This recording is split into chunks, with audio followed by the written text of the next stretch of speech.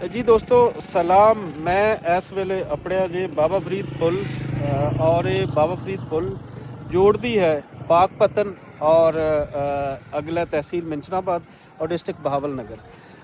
इस पुल ते आसे पासे ਦੀਆਂ ਸਾਰੀਆਂ ਇਨਸਾਨੀ ਆਬਾਦੀਆਂ ਉਹ ਇਸ ਵੇਲੇ ਦਰਿਆਈ ਹੜ੍ਹ ਦੀ ਜ਼ਦ ਦੇ ਵਿੱਚ ਹਨ ਔਰ ਵੱਖੋ ਵੱਖ ਇਨਸਾਨੀ ਆਬਾਦੀਆਂ ਦੇ ਨਾਲ ਨਾਲ ਇੱਥੋਂ ਦੇ ਜਿਤਨੇ ਜਾਨਵਰ ਹਨ ਜਿਤਨੀਆਂ ਫਸਲਾਂ ਹਨ ਉਹ ਇਸ ਵੇਲੇ ਫਲੱਡ ਦੇ ਵਿੱਚ ਡੁੱਬੀਆਂ ਹੋਈਆਂ। ਸੋ ਇਸ ਵੇਲੇ ਅਸੀਂ ਬਾਬਾ ਫਰੀਦ ਪੁਲ ਤੇ ਕੋਈ ਦੇਖਦੇ ਹਾਂ ਕਿ ਇੱਥੇ ਕਿੰਨਾ ਦਰਿਆ ਦੇ ਵਿੱਚ ਪਾਣੀ ਹੈ ਔਰ ਇਸ ਪਾਣੀ ਦੇ ਨਾਲ ਜੁੜੀਆਂ ਹੋਈਆਂ ਜੋ ਤਬਾਹੀਆਂ ਹਨ ਉਹ ਵੀ ਜਾਣਨ ਦੀ ਕੋਸ਼ਿਸ਼ ਕਰਦੇ ਹਾਂ। ਮੈਂ ਇੱਕ ਵਾਰੀ ਹੋਰ ਦੱਸਦਾ ਜਾਵਾਂ ਕਿ ਇਸ ਵੇਲੇ ਮੈਂ ਹਾਂ ਬਾਬਾ ਫਰੀਦ ਪੁਲ ਔਰ ਇਹ ਹੈ ਪਾਕਪਤਨ ਦੇ ਨੇੜੇ ਜੋ ਕਨੈਕਟ ਕਰਦਾ ਹੈ ਤਹਿਸੀਲ ਮਿੰਚਨਾਬਾਦ ਔਰ ਪਾਕਪਤਨ ਨੂੰ ਔਰ ਅੱਗੇ ਨਾਲ ਬਹਾਵਲ ਨਗਰ ਦੇ ਏਰੀਆਜ਼। ਇਹ ਸਾਰੀਆਂ ਵੱਖੋ ਵੱਖ ਸ਼ਾਪਸ ਨੇ ਜਿਸ ਤਰੀਕੇ ਨਾਲ ਟੈਂਪਰੇਰੀ ਸ਼ਾਪਸ ਹੁੰਦੀਆਂ ਇੱਥੋਂ ਦੇ ਲੋਕਾਂ ਦੀਆਂ। ਇਹ ਆਮ ਦਿਨਾਂ ਦੇ ਵਿੱਚ ਵੀ ਇਹ ਸ਼ਾਪਸ ਤੁਹਾਨੂੰ ਇਹ ਨਜ਼ਰ ਆਉਂਦੀਆਂ ਹਨ। ਇਹ ਨਹੀਂ ਕਿ ਸਿਰਫ ਹੋਣ ਲੱਗੀਆਂ ਨੇ ਇੱਥੇ ਵੱਖੋ ਵੱਖ ਮਿਠਾਈਆਂ ਔਰ ਪਕੌੜੇ ਸਮੋਸੇ ਚਾਏ ਕਿਉਂਕਿ ਲੋਕ ਇੱਥੇ ਪੁਲ ਤੇ ਆਉਂਦੇ ਨੇ ਔਰ ਇੱਥੇ ਪੁਲ ਤੇ ਆਪਣਾ ਆ ਕੇ ਇੰਜੋਏ ਕਰਦੇ ਨੇ। ਲੇਕਿਨ ਹੁਣ ਇਹ ਇੰਜੋਏਮੈਂਟ ਜਿਹੜੀ ਹੈ ਇਹ ਥੋੜੀ ਬਦਲ ਚੁੱਕੀ ਹੈ। ਖਤਰੇ ਦੇ ਵਿੱਚ ਵੱਧਦਾ ਹੋਇਆ ਪਾਣੀ ਇਹ ਖਤਰੇ ਦੀ ਇਲਾਮਤ ਹੈ ਔਰ ਅਗਰ ਅਸੀਂ ਇੱਥੇ ਦੇਖੀਏ ਤੇ ਲੋਕਾਂ ਦੇ ਚਿਹਰਿਆਂ ਤੇ ਇਹ ਖੌਫ ਹੈ ਜਿਹੜੇ ਇਸ ਏਰੀਏ ਦੇ ਵਿੱਚੋਂ ਹੋ ਕੇ ਆ ਰਹੇ ਹਨ ਕਿਉਂਕਿ ਪਾਣੀ ਮੁਸਲਸਲ ਉਹ ਵੱਧ ਰਿਹਾ ਹੈ। ਇਸ ਵੇਲੇ ਅਗਰ ਕੋਈ ਦੇਖੀਏ ਤੇ ਟਾਈਮ ਹੈ ਕੋਈ 11:15 ਦਾ ਔਰ ਮੈਂ ਹਾਂ ਇਸ ਵੇਲੇ ਬਾਬਾ ਫਰੀਦ ਪੁਲ ਪਾਕਪਤਨ ਔਰ ਅਗਰ ਅਸੀਂ ਕਹੀਏ ਕਿ ਬਾਬਾ ਫਰੀਦ ਪੁਲ ਬਹਾਵਲ ਨਗਰ ਜਾਂ ਮਿੰਚਨਾਬਾਦ ਤੇ ਇਹ ਵੀ ਸੱਚ ਹੈ ਕਿਉਂਕਿ ਇਸ ਦੇ ਪਰਲੀ ਸਾਈਡ ਤੇ ਡਿਸਟ੍ਰਿਕਟ ਪਾਕਪਤਨ ਹੈ। ਮੈਂ ਜਿਸ ਦੇ ਵਿੱਚ ਫਿਰ ਰਿਹਾ ਹਾਂ ਇਹ ਹੈ ਡਿਸਟ੍ਰਿਕਟ ਬਹਾਵਲ ਨਗਰ।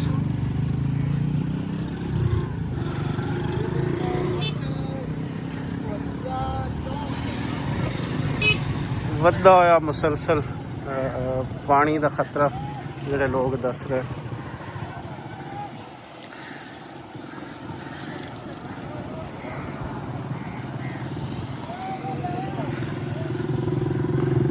ਪੁਲ ਤੋਂ ਥੱਲੇ ਉਤਰ ਕੇ ਕੁਝ ਦੇਖਦੇ ਹਾਂ ਕਿ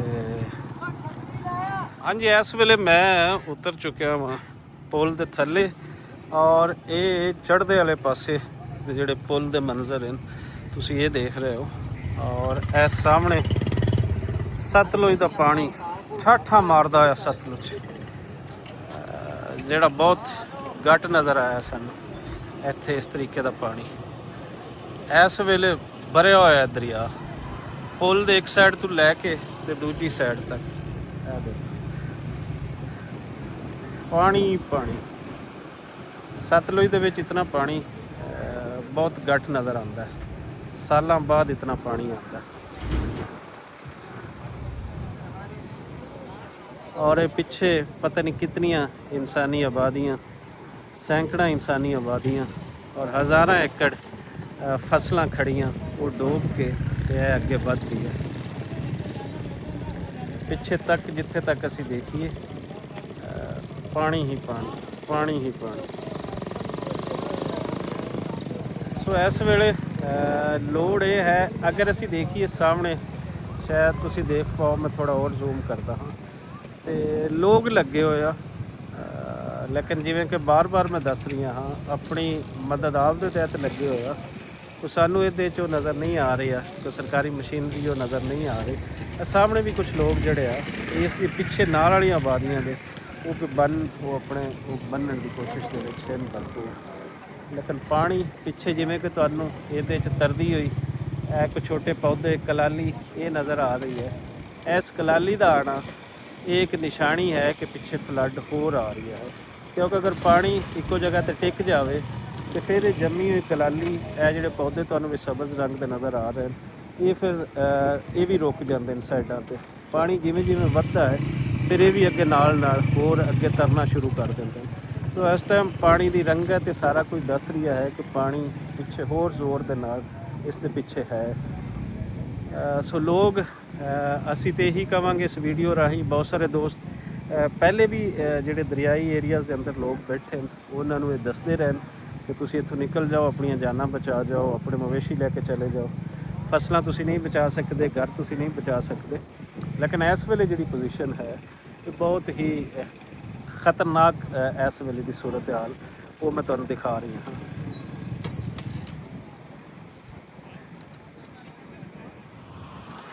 ਸੋ ਜੀ ਚੱਲਦੇ ਆ ਪੁਲ ਦੇ ਦੂਜੇ ਪਾਸੇ। ਪੁਲ ਦੇ ਦੂਜੇ ਪਾਸੇ ਦੇ ਕੀ ਮੰਜ਼ਰ ਹਨ, ਕੁਛ ਮੀਡੀਆ ਟੀਮਸ ਨਜ਼ਰ ਇੱਥੇ ਆ ਰਹੀਆਂ। ਇਹ ਤੁਸੀਂ ਦੇਖ ਰਹੇ ਹੋ ਨਾ, ਇਹ ਕਲਾਲੀ ਔਰ ਗਗਰਿਆ ਹੋਇਆ ਪਾਣੀ, ਇਹ ਆਪਣੇ ਅੰਦਰ ਪਤਾ ਨਹੀਂ ਕੀ ਲਪੇਟ ਕੇ ਤੇ ਕੀ ਇਹ ਨਾਲ ਆਪਣੇ ਲੈ ਕੇ ਆ ਰਹੀ ਹੈ। ਇੱਥੋਂ ਸਾਨੂੰ ਪਤਾ ਚੱਲ ਰਿਹਾ ਹੈ ਕਿ ਪਾਣੀ ਦੀ ਸਤ੍ਹਾ ਉਹ ਬੁਲੰਦ ਹੋ ਰਹੀ ਹੈ। ਇਹ ਦੇਖੋ, ਇਹ ਪਤਾ ਨਹੀਂ ਕੀ ਇਹਦੇ ਅੰਦਰ ਜਿਹੜੇ ਇਨਸਾਨਾਂ ਦੇ ਘਰਾਂ ਦੇ ਅੰਦਰ ਜੋ ਕੋਈ ਗੋਬਰ ਹੈ, ਇਸ ਤਰੀਕੇ ਦੀਆਂ ਚੀਜ਼ਾਂ ਹਨ, ਉਹ ਵਲੇਟ ਕੇ ਉਹ ਨਾਲ ਪਾਣੀ ਉਹ ਅੱਗੇ ਲੈ ਕੇ ਆ ਰਹੀ ਹੈ। ਇਹ ਕਾਨਿਆਂ ਦੇ ਛੋਟੇ ਸਾਨੂੰ ਜਿਹੜੇ ਆ, ਜਿਸ ਤਰੀਕੇ ਨਾਲ ਛੱਤਾਂ ਹੁੰਦੀਆਂ ਉਹ ਛੱਤਾਂ ਟੁੱਟੀਆਂ ਹੋਈਆਂ ਹਨ। ਇਹ ਸਾਰਾ ਇਹ ਮੰਜ਼ਰ, ਇਹ ਜਿਸ ਤਰੀਕੇ ਨਾਲ ਇਨਸਾਨੀ ਆਬਾਦੀਆਂ ਨੂੰ ਪੈਂਦਾ ਹੈ ਪਾਣੀ, ਤੇ ਫਿਰ ਆਪਣੇ ਨਾਲ ਜੋ ਉਹਨਾਂ ਆਬਾਦੀਆਂ ਦੇ ਅੰਦਰ ਪਿਆ ਹੁੰਦਾ ਉਹਨਾਂ ਨੂੰ ਵੀ ਆਪਣੇ ਨਾਲ ਰੋੜ ਕੇ ਲੈ ਆਉਂਦਾ। ਔਰ ਇਹ ਕਲਾਲੀ ਦੇ ਪੱਤੇ, ਇਹ ਪਿੱਛੇ ਤੁਹਾਨੂੰ ਮਸਲਸਲ ਜਿਵੇਂ ਤੁਸੀਂ ਦੇਖ ਰਹੇ ਹੋ ਤੁਹਾਨੂੰ ਨਜ਼ਰ ਆ ਰਹੀ ਹੈ, ਇਹ ਪੂਰਾ ਪਿੱਛੇ ਨਵਾਂ ਪਾਣੀ ਹੈ, ਵੱਧਦਾ ਹੋਇਆ ਪਾਣੀ ਹੈ। ਪਾਣੀ ਨਾ ਰੁਕ ਰਹੀ ਹੈ ਤੇ ਨਾ ਘਟ ਰਹੀ ਹੈ, ਬਲਕਿ ਪਾਣੀ ਵੱਧ ਰਹੀ ਹੈ। 3 ਦਿਨ ਪਹਿਲੇ ਮੇਰਾ ਜਦੋਂ ਇਸ ਪੁਲ ਤੋਂ ਗੁਜ਼ਰ ਹੋਇਆ ਸੀ ਤੇ ਉਸ ਵੇਲੇ ਇਹ ਪਿੱਛੇ ਪਾਣੀ ਜੋ ਤੁਸੀਂ ਮੰਜ਼ਰ ਦੇਖ ਰਹੇ ਹੋ ਤੁਹਾਨੂੰ ਇਹ ਨਜ਼ਰ ਨਹੀਂ ਆ ਰਿਹਾ। ਇਹ ਪਾਣੀ ਇਹ ਉਸ ਵੇਲੇ ਨਹੀਂ ਹੈ ਜੋ ਪਾਣੀ ਇਸ ਵੇਲੇ ਸਾਨੂੰ ਨਜ਼ਰ ਆ ਰਹੀ ਹੈ। ਇਹ ਦੇਖੋ ਕਿਸ ਤਰੀਕੇ ਦੇ ਨਾਲ ਇਹ ਪਾਣੀ ਹਰ ਚੀਜ਼ ਰੋੜ ਕੇ ਆਪਣੇ ਨਾਲ ਲੈ ਕੇ ਆ ਰਹੀ ਹੈ।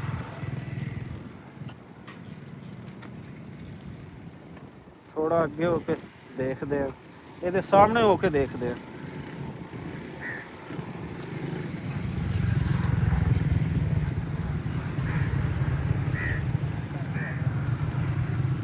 ਇੱਥੋਂ ਵੇਖੋ ਤੁਸੀਂ ਕੀ ਕੁਛ ਰੋੜ ਕੇ ਆਪਣੇ ਨਾਲ ਇਹ ਲੈ ਕੇ ਆ ਰਹੀ ਹੈ। ਬਹੁਤ ਖਤਰਨਾਕ ਮੰਜ਼ਰ ਹੈ ਇਸ ਵੇਲੇ ਨਾ। ਤੇ ਸਾਨੂੰ ਨਜ਼ਰ ਇੱਥੇ ਸਿਰਫ ਇਸ ਏਰੀਏ ਦੇ ਅੰਦਰ ਬਸ 2-3 ਪੁਲਿਸ ਵਾਲੇ ਸਰ ਨਜ਼ਰ ਆਏ। ਉਸ ਤੋਂ ਇਲਾਵਾ ਨਾ ਕੋਈ ਰਿਲੀਫ ਕੈਂਪ, ਨਾ ਕੋਈ ਇਸ ਤਰੀਕੇ ਦਾ ਉਹ ਸਾਨੂੰ ਕੁਛ ਨਜ਼ਰ ਨਹੀਂ ਆ ਰਿਹਾ। ਸ਼ਾਇਦ ਉਹ ਪੁਲਿਸ ਵਾਲੇ ਇਸ ਲਈ ਇੱਥੇ ਰੋਕੇ ਹੋਏ ਨੇ ਕਿ ਲੋਕਾਂ ਨੂੰ ਰੋਕ ਸਕਣ, ਕੋਈ ਵੀਡੀਓ ਕੋਈ ਤਸਵੀਰਾਂ ਉਹ ਨਾ ਬਣਾਉਣ। ਬਾਕੀ ਹੋਰ ਉਹਨਾਂ ਦਾ ਇੱਥੇ ਕੋਈ ਕੰਮ ਨਹੀਂ, ਉਹ ਬੈਠੇ ਆ ਔਰ ਉਹ ਹੋਰ ਕਰ ਵੀ ਕੀ ਸਕਦੇ ਆ। ਲੇਕਿਨ ਇਹ ਮੰਜ਼ਰ ਜਿਹੜੇ ਮੈਂ ਤੁਹਾਨੂੰ ਬਾਰ-ਬਾਰ ਦਿਖਾ ਰਹੀ ਹਾਂ ਇਹ ਬਹੁਤ ਖਤਰਨਾਕ ਹਨ। ਦੇਖੋ ਤੁਸੀਂ ਕੀ ਨਾਲ ਰੋੜ ਕੇ ਕੀ ਇਹ ਪਾਣੀ ਲੈ ਕੇ ਆ ਰਹੀ ਹੈ।